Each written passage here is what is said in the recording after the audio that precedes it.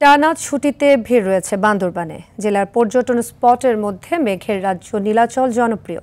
বৃষ্টির দিনে নীলাচলের সৌন্দর্য একেবারে ভিন্ন রূপ ধারণ করে।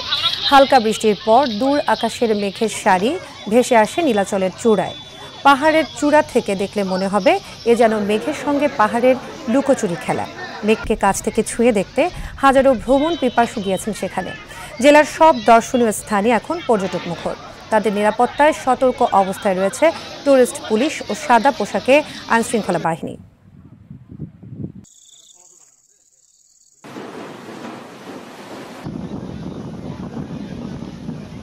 আমি ঢাকা থেকে আসছি বান্দরবনে, নীলগিরিতে নীলাচল এগুলো ঘুরতে। তো প্রাকৃতিক সৌন্দর্য দেখে আমি মুগ্ধ হয়ে গিয়েছি। সবাই আনন্দ উপভোগ করছে। আমরা ঢাকা থেকে আসছি, ইনশাল্লাহ এখানকার যে অনুভূতি এটা ভাষায় ব্যক্ত করার নাই। ভালো পাহাড়ি কন্যা, এর জন্য অবশ্যই ভালো লাগছে বান্দরবনে এসে, এবং পাহাড় দেখে তো আরো অভিভূত হয়ে গিয়েছি।